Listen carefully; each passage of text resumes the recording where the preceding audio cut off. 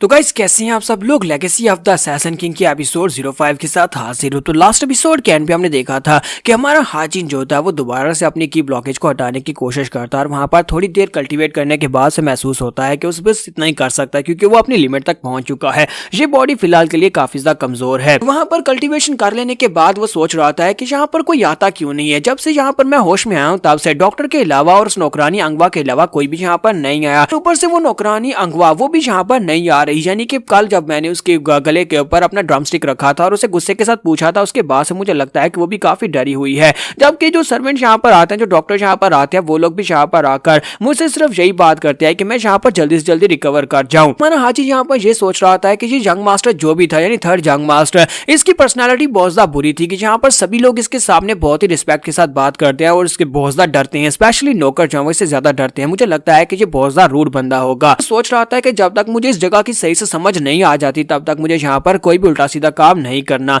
और इसी के साथ ही नेक्स्ट सीन जो होता है वो 3 महीने के बाद का दिखाया जाता है। 3 महीने के बाद हमें फोर्थ यंग मास्टर का सीन दिखाते हैं कि फोर्थ यंग मास्टर कहता है कि ये काफी ज्यादा अजीब बात है, 3 महीने गुजर चुके हैं और थर्ड यंग मास्टर ने उस चीज को खा भी लिया हुआ है, लेकिन इसके बावजूद अभी तक कुछ हो क्यों नहीं रहा। तो डॉक्टर उसे कहता है कि हाँ ये बात तो वाकई में सच है कि 3 महीने गुजर चुके हैं और वो पहले से ज्यादा बेहतर होता जा रहा है, जबकि उसे मरना चाहिए था। तो फोर्थ यंग मास्टर से कहता है डॉक्टर तुमने तो ये कहा था कि जितना ज्यादा वो अपनी मार्शल प्रोवेस को यूज करेगा, यानी उसकी मार्शल प्रोवेस जितनी ज्यादा होगी उस चीज का असर उसके ऊपर उतना ज्यादा होगा। तो डॉक्टर उसे कहता है कि हाँ बिल्कुल ऐसा ही था, उस चीज को बेचने वाले ने मुझे यही कहा था। तो इसी के साथ ही वो कहता है तो फिर सॉर योंग वो इतना स्पेशल क्यों है, उसकी बॉडी के ऊपर ये सब कुछ असर क्यों नहीं कर रहा। तो फोर्थ यंग मास्टर जो है यहाँ पर थर्ड यंग मास्टर को मरवाना चाहता है, इसी वजह से वो ये सब कुछ करवा रहा होता है। तो डॉक्टर उसे कहता है तो फिर यंग मास्टर बताइए कि हम लोग आगे और क्या कर सकते हैं। तो वो उसे कहता है कि मुझे ये बताओ कि मेरी बहन रिन कब वापस आने वाली है। तो वो उसे कहता है कि मिस योर रिन वो इस वक्त टेंपल में और बहुत ही जल्दी यहाँ पर वापस आने वाली है, मुझे लगता है कि वो यहाँ पर वापस आ जाएंगी। फोर्थ यंग मास्टर से कहता है चलो ये तो बहुत अच्छी बात है कि रिन वापस आने वाली है, 6 महीने हो गए उसे यहाँ पर से गए हुए,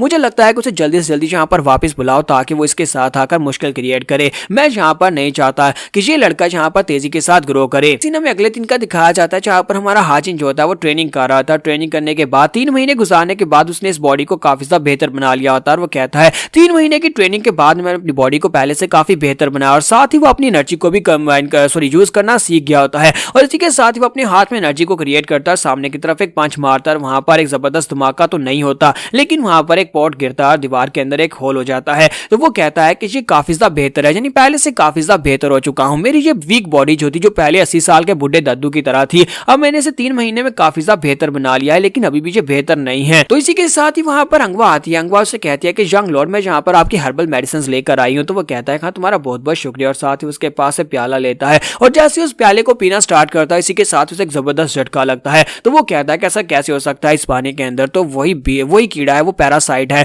वो ब्लड पैरासाइट जिसे हमारी बॉडी के अंदर डाला जाता है। वो प्याले को वहीं पर नीचे फेंक देता है और इसी के साथ उसके सामने मास्टर अपीयर होता है, इसे कहता है चुन हाजिन तुम्हें क्या लगा था कि तुम यहाँ पर हमारे हाथों से निकल कर जा सकते हो। हमने तुम्हें पहले बता दिया था कि राइटियस ह्यूमनली अलायंस को छोड़कर जाना पॉसिबल नहीं है। जो भी यहाँ पर आता है वो कभी यहाँ से निकल नहीं सकता। यहाँ पर से निकलने का सिर्फ और सिर्फ एक ही रास्ता है कि अगर तुम मर जाते हो तभी तुम यहाँ पर से निकल सकते हो। लेकिन तुम्हारा केस बहुत ज्यादा स्पेशल है, अब जबकि तुम मर भी चुके हो लेकिन फिर भी तुम यहाँ पर से नहीं जा सकते। राइटियस ह्यूमन अलायंस को मरने के बाद अगर तुम रीबॉर्न होते हो तभी तुम छोड़कर नहीं जा सकते, ये कीड़ा तुम्हें नहीं छोड़ने देगा। तो वो अपनी बॉडी की तरफ देखता है और कहता है कि नहीं ऐसा नहीं हो सकता, मेरी बॉडी के अंदर ब्लड पैरासाइट नहीं हो सकता। जब वो वहां पर चिल्ला रहा होता है तो साइड के ऊपर से उसे हल्की हल्की आवाज आ रही होती है। अंगवा उसे कह रही होती है कि यंग लॉर्ड आपको क्या हो गया। तो उसी के साथ वो होश में आता है और कहता है कि ये मैं क्या कर रहा था। वो पानी की तरफ देखता है तो वो बिल्कुल साफ पानी होता है। अंगवा से कहते हैं कि यंग मास्टर क्या कुछ बुरा हुआ है। तो वो कहता है नहीं कुछ भी नहीं। और साथ ही वो सोच रहा था कि मुझे यहाँ पर पुराने सपने बैड सपने जो है वो दोबारा से तंग कर रहे हैं।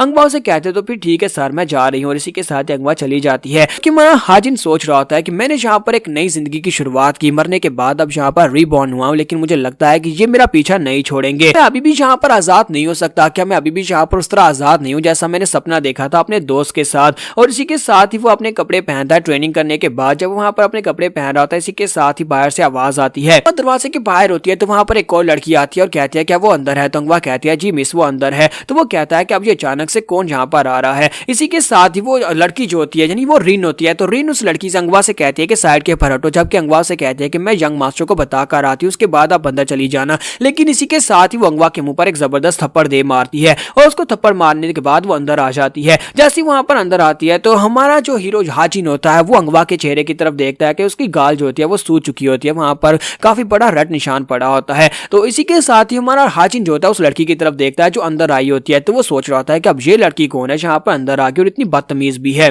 तो सियोरिन अंदर आने के बाद उसे कहती है कि तुम तो पहले से काफी ज्यादा बेहतर लग रही हो, जितना मैंने सोचा था उससे ज्यादा बेहतर हो। जबकि हमारा हाजिन सोच रहा होता है कि अब ये अचानक से कहां से अंदर आ गई, मुझे नहीं लगता कि यहाँ पर इसका इस लड़के के साथ यानी इस बॉडी के साथ कोई ताल्लुक हो सकता है। तो वो उसे कहती है क्या तुम यहाँ पर मुझे भूल तो नहीं गए, क्या तुम यहाँ पर मुझे खड़ा ही रखोगे, क्या मुझे बैठने के लिए नहीं कहोगे, क्या मुझे चाय नहीं पिलाओगे। और इसी के साथ ही वो कहता है कि सबसे पहले तो मुझे यहाँ पर से भाग कर जाना होगा क्योंकि मैं यहाँ पर सोच नहीं पा रहा क्या सिचुएशन है। और वो वहां से भागना शुरू करता है और कहता है कि मुझे एक बहुत ही जरूरी काम आ गया, मुझे वो करने के लिए जाना है। जबकि सियोरिन उसे कहता है कि तुम यहाँ से जा नहीं सकते और साथ ही वहां पर इशारा करती है। जैसे वो चुटकी बजाती है तो दो गार्ड उसके सामने आकर खड़े हो जाते हैं और कहते हैं कि यंग मास्टर आप यहाँ से जा नहीं सकते। और इसी के साथ ही वो उसे कहता है कि इस बात का क्या मतलब है। सियोरिन उसे कहती है कि जब तक तुम यहाँ पर मेरे साथ बात को कंप्लीट नहीं करते तब तक तुम जा नहीं पाओगे और तुम चाहो भी तो तब भी तुम इनसे फाइट करके बाहर नहीं जा सकते, ये दोनों ही मार्शल मास्टर्स हैं। तो वो कहता है अच्छा ठीक है मैं तुम्हारे साथ बात करूंगा। और इसी के साथ ही वो दोनों से कहते हैं किसी को अंदर मत आना। वो दरवाजा बंद करके बाहर ही खड़े हो जाते हैं।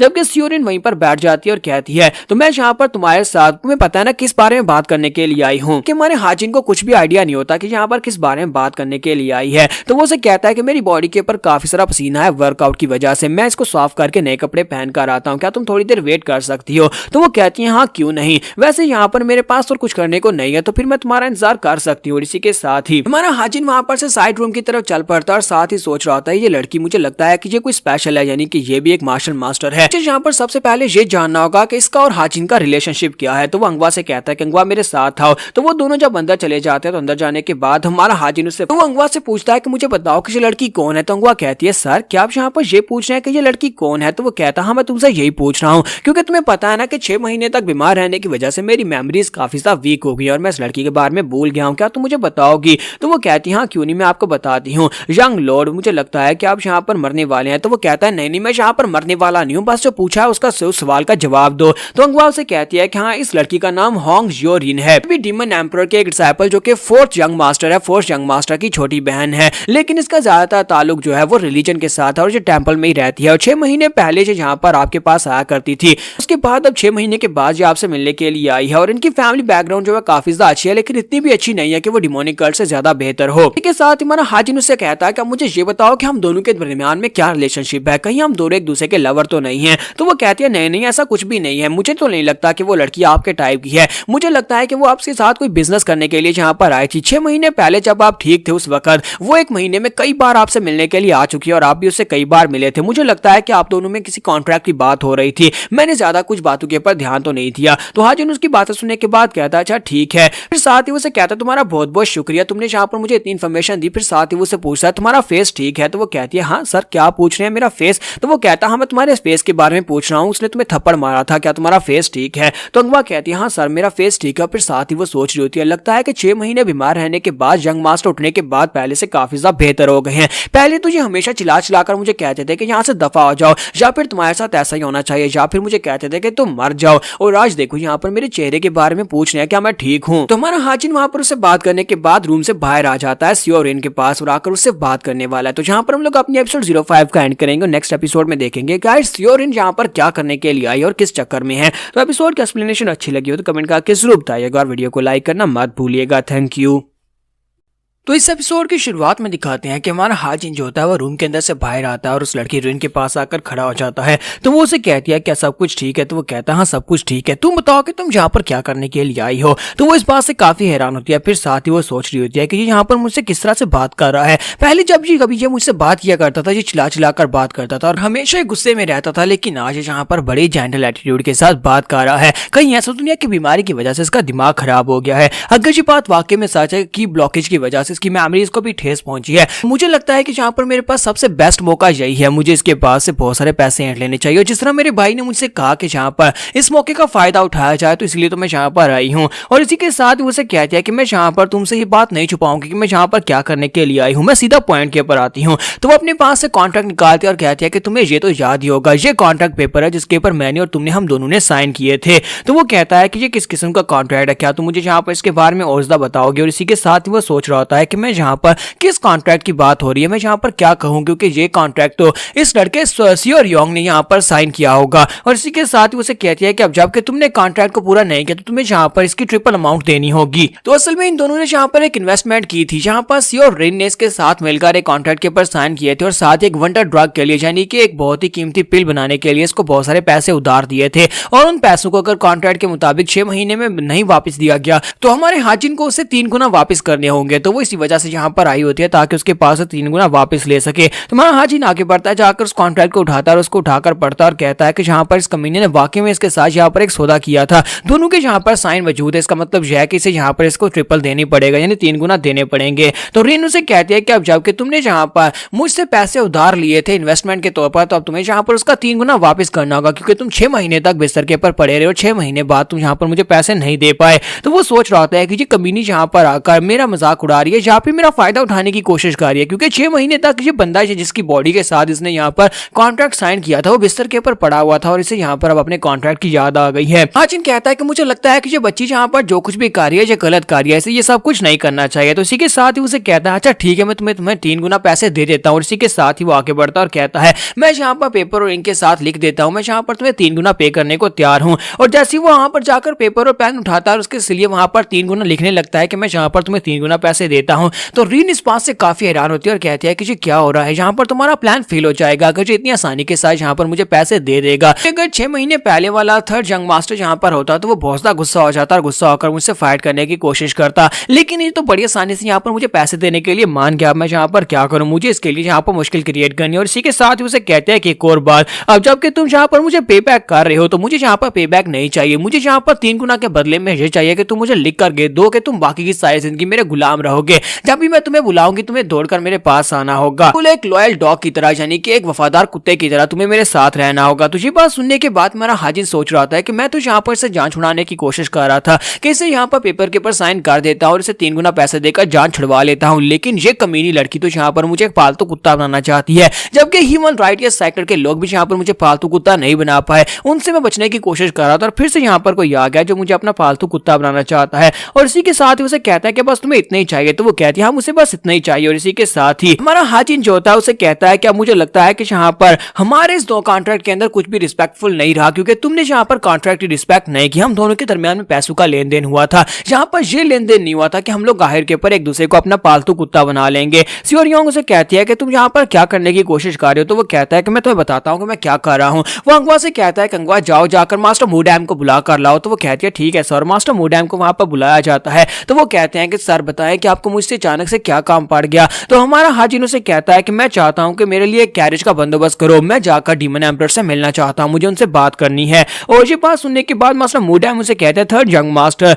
मैं जाकर उनसे बात करता हूं, मैं जाकर एम्परर पैलेस में उनको बता देता हूं, जब वो कहेंगे कि आपको मिलने के लिए बुलाया जाए तो मैं आपके लिए कैरेज भेज दूंगा। तो वो कहता है हाँ ठीक है मैं यहाँ पर इंतजार करूंगा। बात सुनने के बाद रीन भी काफी ज्यादा हैरान हो जाती है। सियोरिन कहती है कि यहाँ पर हो क्या रहा है, तुम यहाँ पर डीमन एम्परर से क्यों मिलना चाहते हो। और इस बात से वो काफी ज्यादा हैरान भी होती है और साथ ही वो शर्मिंदा भी हो रही होती है और उसे कहती है कि बताओ तो सही थर्ड यंग मास्टर तुम क्या करने की कोशिश कर रहे हो। तो वो कहता है कि तुम्हें क्या लगता है कि मैं यहाँ पर क्या करने की कोशिश कर रहा हूँ, मैं यहाँ पर फाइट बैक करूंगा, मैं यहाँ पर तुम्हें पैसे दे रहा था ताकि तुम्हारा कॉन्ट्रैक्ट पूरा हो जाए, लेकिन अफसोस कि तुम यहाँ पर किसी और मकसद से आई हो, मुझे अपना गुलाम बनाना चाहती हो, ऐसा तो बिल्कुल भी नहीं होगा। सियोरिन उसे कहती है लेकिन अगर डीमन एम्परर को इस बारे में पता चला कि उनकी पीठ के पीछे जहाँ पर तुम किसी के साथ कॉन्ट्रैक्ट्स बना रहे थे और उनके साथ यहाँ पर इन्वेस्टमेंट्स कर रहे थे तो फिर तो हम दोनों यहाँ पर मारे जाएंगे। हमारा हाजिन उसे कहता है तो डीमन एम्परर जब इस बारे में सुनेंगे उसके बाद ही वो फैसला करेंगे ना किसको मारना और किसको जिंदा रखना है, क्योंकि मैं तो यहाँ पर उनका पर्सनल डिसाइपल हूँ, यानी कि उनके पर्सनल डिसाइपल्स में 3rd नंबर पर हूँ। क्या तुम्हें लगता है कि उनके डिसाइपल्स को मारना उनके लिए इतना आसान होगा? वो मुझे कुछ सजा देंगे लेकिन जान से नहीं मारेंगे।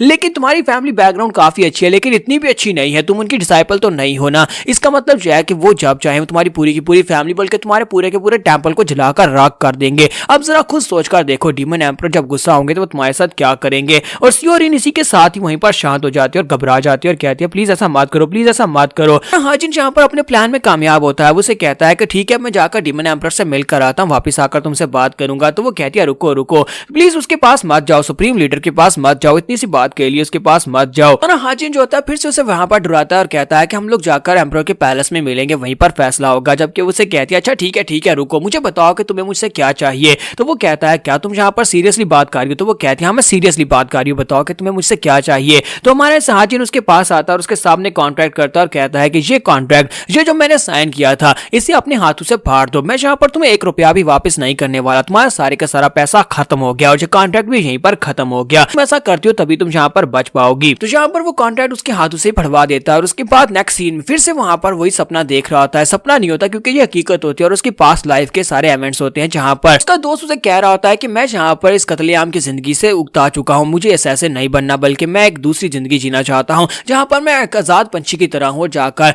हर एक लहलहाते हुए खेतों को देख सकूं, खिलते हुए फूलों को देख सकूं, पंछियों को चहचहाते हुए देख सकूं। और यहीं पर हाजिन को दिखाता है कि वो अपनी टीम के साथ वहां पर कुछ लोगों को मार रहे होते हैं। वहां पर एक छोटा बच्चा भी होता है, उसको भी उन लोगों ने मार दिया होता है। तो हाजिन वहां पर खड़ा होता है और देख रहा होता है क्या सभी लोग मर गए। तो वो उसे कहते हैं कि हाँ सर, हमने सभी लोगों को मार दिया, हम लोग यहाँ पर चेक कर लिया है, जहाँ पर इन दोनों के अलावा और कोई भी नहीं था और बाकी ये जो लोग थे वो दूसरी तरफ थे, उन सभी को भी मार दिया गया है। तो हाजिन उनसे कहता है कि जहाँ पर हमें अलायंस की तरफ से ऑर्डर्स दिए गए थे कि इन सभी लोगों ने जहाँ पर गद्दारी की है, चाहे वो छोटा हो या बड़ा हो, जिससे भी तुम्हें जहाँ पर दिखाई दे उसे मार डालो, क्योंकि ये ऑर्डर्स हैं और हमें ऑर्डर्स को फॉलो करना है। तो वो लोग कहते हैं ठीक है सर, हम लोग ऑर्डर्स को फॉलो करेंगे। जब किसी के साथ ही हाजिन को उस छोटे बच्चे के हाथ में कुछ दिखाई देता है, वो कहता है कि ये क्या है, और इसी के साथ ही वो आगे बढ़ता है और उसके हाथ के अंदर से उस चीज को निकालता है। तो वो लकड़ी का वही पंछी होता है जो कि उसके दोस्त ने उसे दिया था। तो वो कहता है कि ये क्या, ये पंछी इसके पास क्यों है, और इसी के साथ उसे पीछे से आवाज आती है। उसका दोस्त जो होता है बड़ी तेजी के साथ आगे बढ़ता है, वहां पर उसके सामने जो सैसिन खड़ा होता है वो उसे धक्का देता है और पीछे दीवार के साथ जाकर पटकता है और साथ ही वो बाकी के दोनों के ऊपर भी अटैक करता है और उन दोनों को भी मार देता है। यानी कि यहाँ पर अपने साथियों के ऊपर अटैक कर रहा था और गुस्से के साथ आगे बढ़ता है। जबकि हमारा हाजिन उसे कहता है कि दोस्त ये तुम क्या कर रहे हो, ये तुम क्या कर रहे हो।